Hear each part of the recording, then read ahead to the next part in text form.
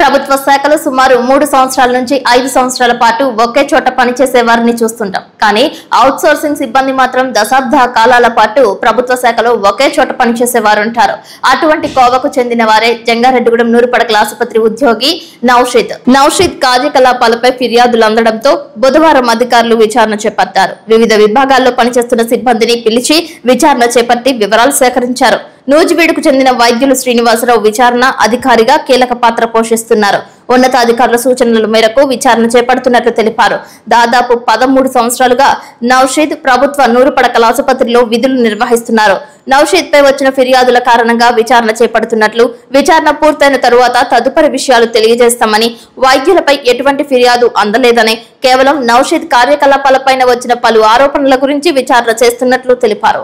జంగారెడ్డిగూడెం ప్రభుత్వ ఆసుపత్రి అభివృద్ధిపై గత ప్రభుత్వాలు గాని నేటి ప్రభుత్వం గాని అనేక విధాలుగా దృష్టి కేంద్రీకరించి క్షేత్రస్థాయి నుంచి ఢిల్లీ స్థాయిల వరకు నేతలను అధికారులను కలుస్తుంటే తరచూ ఏదొక ఆరోపణలపై అభియోగాలు రావడంపై పలువురు బహిరంగంగానే ఆరోపణలు చేస్తున్నారు. ఆసుపత్రిలో ఎవరి నిర్లక్ష్యం, ఉదాసీనత కారణంగా లోపం ఏర్పడుతుంది అనే దానిపై పాలకులు, ఉన్నత స్థాయి అధికారులు దృష్టి పెట్టాల్సిన అవసరం ఎంతైనా ఉందని పలువురు సూచిస్తున్నారు. నెలకోసారో వీలు కుదిరినప్పుడు ఆసుపత్రి అభివృద్ధి కమిటీ సమావేశానికి ఎమ్మెల్యే రోషన్ కుమార్ హాజరవుతున్నారు. తనదైన శైలిలో ఆసుపత్రి అధికారులకు, ఉద్యోగులకు సూచనలు ఇస్తున్నారు. వైద్య సేవలు అందించడంలో లోపం ఏర్పడకూడదని పదే చెబుతున్నప్పటికీ అభియోగాలు తప్పడం లేదు. ఆసుపత్రిలో పనిచేసే వారిలో ఒకే కుటుంబానికి లేక ఒకే బంధువర్గం విధులు నిర్వహించడం కారణంగానే ఇటువంటి సమస్యలు వస్తున్నాయా అనేది పెరుమాళ్ళకి ఎరుకని ప్రజలు గుసగుసలాడుకుంటున్నారు. నా పేరు డాక్టర్ శ్రీనివాస్ అండి. నేను ఏరియా హాస్పిటల్ నూజివీడు నుంచి జంగారెడ్డిగూడెంలో ఎంక్వైరీకి వేశారు. జంగారెడ్డిగూడెం ఏరియా హాస్పిటల్లో జూనియర్ అసిస్టెంట్ గురించి వివిధ కంప్లైంట్లు రావడంతో DCHS Eluru doctor Paul Satish sir నన్ను ఇక్కడ ఎంక్వైరీ వేయడం జరిగింది. ఆ ఎంక్వైరీ నిమిత్తం ఇక్కడికి వచ్చాను.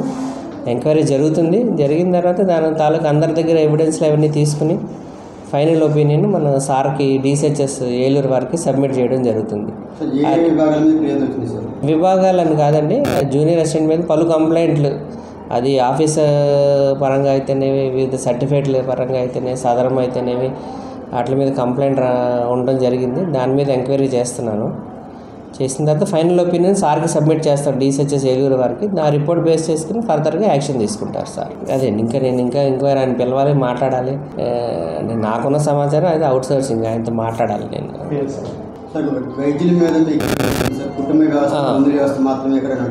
నాకు ఇచ్చిన కంప్లైంట్ అయితే వైద్యుల మీద కానీ ఇతర మీద లేదు. నాకు వచ్చిన కంప్లైంట్ లెటర్లో నౌషాద్ గురించే ఉంది, జూనియర్ అసిస్టెంట్ అండి, ఆయన మీదే ఉందండి. దాని మీద ఎంక్వైరీ చేస్తున్నాను.